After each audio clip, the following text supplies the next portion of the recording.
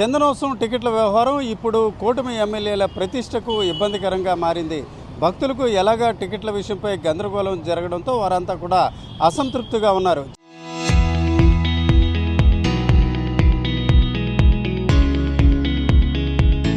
చివరికి కూటమి ఎమ్మెల్యేలు కూడా అదే పరిస్థితి, అది బయటికి చెప్పలేని పరిస్థితిలో ఉన్నట్టు మనకు తెలుస్తుంది.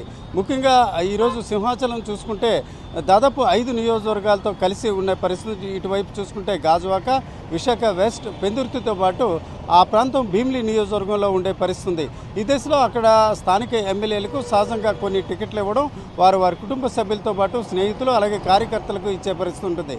కానీ దేవాదాయ శాఖ అధికారులు దాదాపు 40,000 టికెట్లు ముద్రించినట్టు చెప్పినప్పుడు కూడా ఒక ఎమ్మెల్యేకు 50 టికెట్లు ఇవ్వడంతో వారంతా కూడా నిరాకరించినట్టు తెలుస్తుంది. ముఖ్యంగా భీమిలి సిట్టింగ్ ఎమ్మెల్యే గంటా శ్రీనివాసరావు దీనిపై చాలా వరకు అసంతృప్తిగా ఉండి ఆయన హైదరాబాద్ వెళ్ళినట్టు తెలుస్తుంది.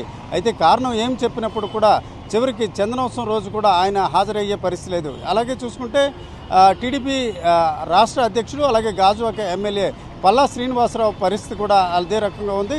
అలాగే సిట్టింగ్ ఎమ్మెల్యే వెస్ట్కి సంబంధించి గణబాబు కూడా ఈ రకంగా అసంతృప్తిగా ఇచ్చిన టికెట్లను నిరాకరించినట్టు తెలుస్తుంది. ఇక విశాఖ తూర్పు ఎమ్మెల్యే వెలగపూడి రామకృష్ణ బాబు పరిస్థితి కూడా ఈ రకంగా ఉంది.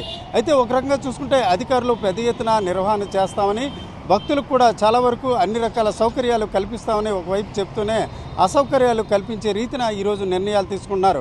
ముఖ్యంగా జిల్లా కలెక్టర్ కొత్తగా రావడం, అలాగే ఈఓ కూడా కొత్తగా వచ్చిన పరిస్థితిలో ఎలాంటి నిర్ణయాలు తీసుకున్నప్పుడు కూడా అది పూర్తిగా ప్రజలకు ఎంతవరకు ఉపయోగపడతాయి. ముఖ్యంగా ఆ రోజు కేవలం స్వల్ప వ్యవధిలోనే 2 లక్షల మంది భక్తులు స్వామి దర్శనం ఏ రకంగా చేసుకుంటారనే అంశంపై కూడా చాలా వరకు అనుమానాలు వ్యక్తం అవుతున్నాయి. ఈ దశలో టికెట్ల విషయంలోనే భక్తులు చాలా అసంతృప్తిగా ఉన్నారు. ఈరోజు చూసుకుంటే కూటమి ఎమ్మెల్యేలు కూడా అసహనంగా ఉన్నారు. చాలామంది ఎమ్మెల్యేలు చందనోత్సవం పట్ల స్వామిపై భక్తి ఉన్నప్పుడు కూడా అక్కడ జరుగుతున్న ఏర్పాట్లో తమ జోక్యం లేకపోవడం, అలాగే ఇతరుల పెద్దరికం ఉండడం, అన్నిటికంటే మించి టికెట్ల కేటాయింపుపై చాలా అసహనంతో ఉన్న పరిస్థితి ఉంది. ఈ దశలోనే కొందరు ఎమ్మెల్యేలు చందనోత్సవానికి హాజరయ్యే అవకాశాలు కూడా కనిపించట్లేదు.